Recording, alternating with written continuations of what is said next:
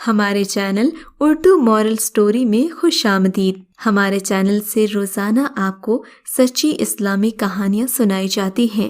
ان کہانیوں میں کوئی نہ کوئی ایسا سبق چھپا ہوتا ہے جو آپ کی زندگی سنوار سکتا ہے۔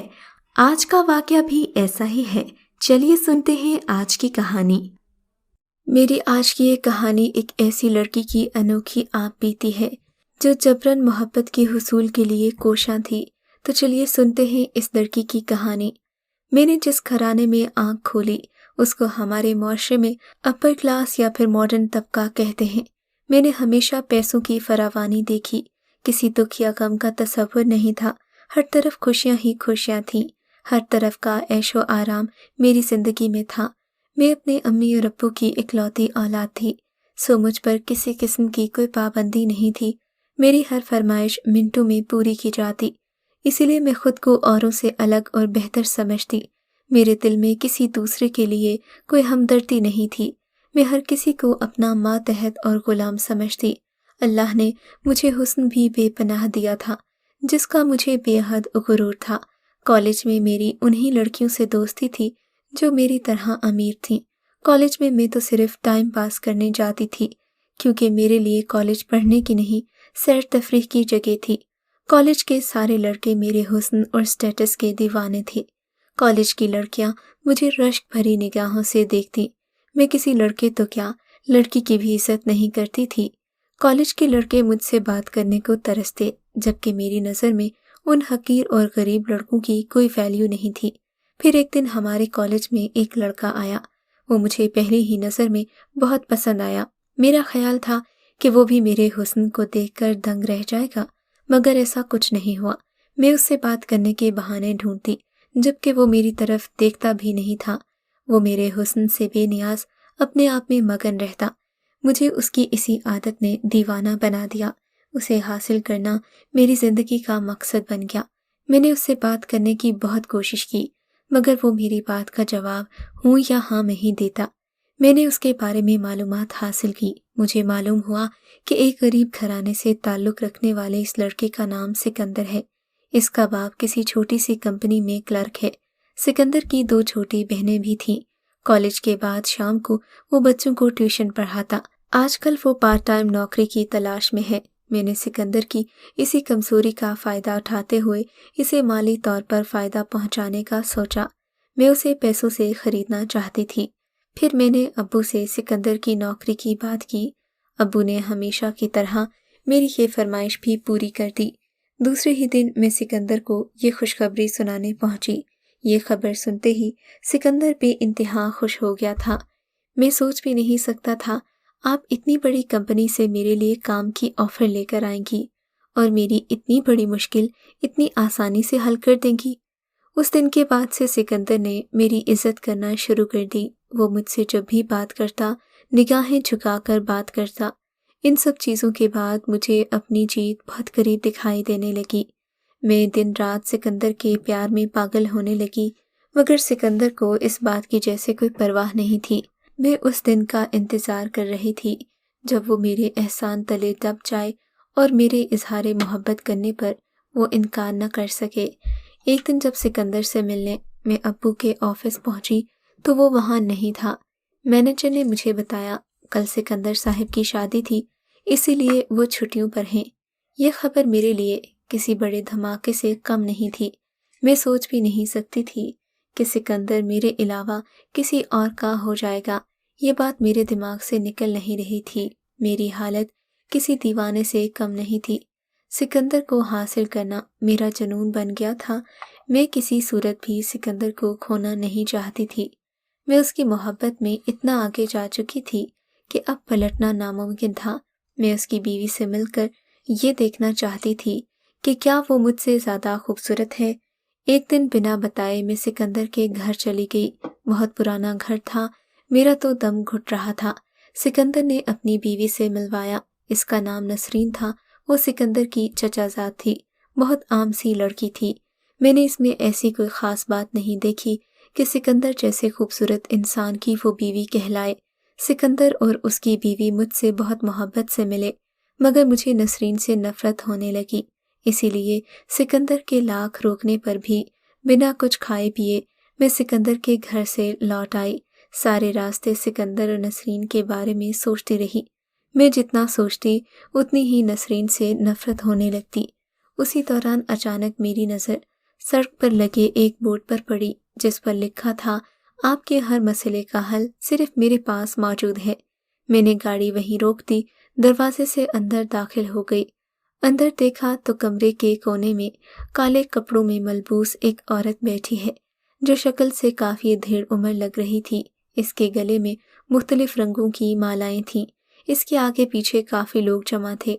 मुझे देखते ही इस औरत ने हाथ के इशारे से लोगों को जाने को कहा। मैंने तफसील से इस औरत को अपने और सिकंदर के बारे में बताया, नसरीन के बारे में भी बताया और ये भी कहा कि मैं सिकंदर को हासिल करने के लिए किसी भी हद तक जा सकती हूँ। उसने मेरी बात गौर से सुनी। दूसरे दिन आने को कहा। मुझे यकीन दिलाया कि बहुत जल्द सिकंदर तुम्हारा होगा। मुझे इस औरत की बातों में सच्चाई नज़र आ रही थी। मैं दूसरे दिन का वादा करके चली आई। पता नहीं क्यों मुझे इस औरत से बात करके यकीन हो गया कि सिकंदर सिर्फ मेरा होने वाला है। उस रात मुझे सुकून से नींद आई थी। दूसरे दिन मुकर्ररा वक्त पर मैं उस औरत के पास पहुंच गई। आज वो कमरे में अकेली थी। कुछ देर आंखें बंद किए वो बैठी रही, फिर मुस्कुराकर मुझसे मुखातिब हुई। उसने मुझसे सिकंदर की बीवी की एक तस्वीर और एक जोड़ा शलवार कमीज लाने को कहा। बताया कि ये अमल काफ़ी मुश्किल है। अगर तुम ये अमल करने पर राज़ी हो जाओ तो अगले 6 महीने के बाद 14वीं की चांद को 4 दिन ये अमल मुसलसल करना होगा। अमल के लिए शहर से दूर एक वीरान इलाके में जाना होगा, मगर इस अमल को करने की कीमत लाख रुपए होगी। उसके बाद सिकंदर की ज़िंदगी सिर्फ तुम्हारी। अगर तुम्हें मंजूर तो अगली बार पैसे लेती आना। मेरे लिए 1 लाख रुपए की कोई अहमियत नहीं थी, मगर फिक्र इस बात की थी कि 4 दिन के लिए बाबा से क्या कहूँगी। दूसरा मसला सिकंदर की एक तस्वीर और नसरीन की तस्वीर और उसका जोड़ा था, जिसे हासिल करना मेरे लिए निहायत मुश्किल था। मुझे समझ में नहीं आ रहा था कि मुझे क्या करना चाहिए। सो मैं औरत के पास दोबारा नहीं गई, मगर सिकंदर को भुलाना मेरे लिए नामुमकिन था। अपनी हार का सोचकर उसे हासिल करने की तमन्ना मेरे अंदर बढ़ती जा रही थी। उसकी याद मुझसे चिपक कर रह गई। मैं महसूस कर रही थी कि मेरी दीवानगी में इजाफा हो रहा है। खैर, वक्त को गुजरना है, सो वो गुजर ही जाता है। वक्त के साथ साथ मगर मेरी दीवानगी में इजाफा होता गया। खैर, 1 साल के बाद एक खबर ने मेरे अंदर तबाही मचा दी कि नसरीन ने एक बेटी को जन्म दिया है। अब तो मैं नसरीन को सिकंदर की ज़िंदगी से निकाल कर दूर फेंकना चाहती थी। मैं उसकी बेटी की पैदाइश के पर मुबारकबाद देने इनके घर गई। इनसे शादी की तस्वीरें देखने की फरमाइश की। सिकंदर फौरन शादी का एल्बम निकाल कर ले आया। मैं तस्वीरें देखते हुए बड़ी चालाकी से इनकी एक तस्वीर छुपा चुकी थी। मैंने सिकंदर से कहा कि मैं नसरीन के लिए अपने दर्जी से एक सूट सिलवा कर देना चाहती हूँ। मुझे नाप के लिए नसरीन का एक सूट दे दो। पहले तो सिकंदर मना करता रहा, फिर मेरे इसरार करने पर नसरीन का एक जोड़ा दे दिया। इन चीज़ों को लेकर मैं फ़ौरन उस आमिल औरत के पास पहुंची। वो मुझे देखकर समझ गई कि मैं किस लिए आई हूँ। मुझे देखकर कहने लगी, मैं तो समझी थी तूने अपना इरादा बदल लिया, क्योंकि इस बात को किए साल गुजर गया। मैंने औरत से कहा, तुम जितनी जल्दी हो सके मेरा ये काम कर दो। मैं नसरीन को बर्दाश्त नहीं कर सकती। मेरी बात सुनकर उसने अगले दिन सुबह 8 बजे का वक्त दिया। वो सारी रात मैंने करवटें बदलते हुए गुजारी। दूसरे दिन अब्बू से दोस्त की शादी में शिरकत का बहाना करके उस औरत के पास पहुंच गई। पैसे लेने के बाद उसने कुछ सामान इकट्ठा किया। हम 2 आदमियों के हमरा दूसरे शहर रवाना हो गए। कुछ दूर आकर औरत एक झोंपड़ी में रुक गई। उसने पहले ही यहाँ सारा इंतजाम कर रखा था। फिर वो दोनों आदमी कहीं चले गए। हम दोनों झोंपड़ी में दाखिल हो गए। झोंपड़ी में पहले से मुख्तसर सा सामान मौजूद था, जैसे चादर, मटका और लालटेन वगैरह। चीज़ों को देखकर अंदाज़ा हो रहा था कि यहाँ कोई रहता है। रात 12 बजे के करीब औरत ने आंखें बंद करके कुछ पढ़ना शुरू कर दिया। सुबह 4 बजे तक पता नहीं क्या क्या पढ़ती रही। उसके बाद इसने एक खंजर निकाला, तस्वीर को दरमियान से काट दिया। फिर हम झोंपड़ी में ही सो गए। अगले दिन सूरज निकलने के बाद उठे तो वही आदमी ہمارے ساتھ آیا، ہمیں ناشتہ دے کر چلا گیا۔ اس کے بعد سارا دن کوئی پڑھائی نہیں ہوئی، سارا دن یوں ہی گزر گیا۔ پھر 12 بجے کے قریب عورت نے دوبارہ اپنا عمل شروع کر دیا۔ نسرین کے کپڑوں پر کچھ پڑھ پڑھ کر پھونکتی رہی۔ صبح 4 بجے عمل ختم کر کے ہم لوگ سو گئے۔ اب عمل کی تیسری رات تھی۔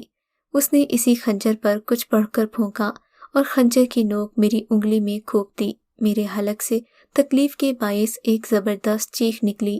میری انگلی سے بہتا خون ایک پیالے میں وہ جمع کرتی رہی۔ جب پیالہ بھر گیا تو میری انگلی پر کپڑا باندھ دیا۔ تب اس نے نسرین کی قمیض میرے خون میں بھگو دی۔ صبح 4 بجے عمل ختم ہو گیا۔ عورت نے خوشخبری سنائی کہ ہمارا عمل کامیاب ہو گیا ہے، ابھی ہمیں واپس جانا ہوگا اور نسرین کی قمیض کو کسی قبر میں دفنانا ہوگا۔ سکندر صرف اور صرف تمہارا ہے۔ قبرستان میں نسرین کی قمیض دفنائی، ہم لوگ واپس آ گئے۔ مجھے محسوس ہو رہا تھا کہ آج میری زندگی کی سب سے بڑی جیت ہے، ساری دنیا میرے قبضے میں ہے۔ میں پرسکون ہو کر سو گئی۔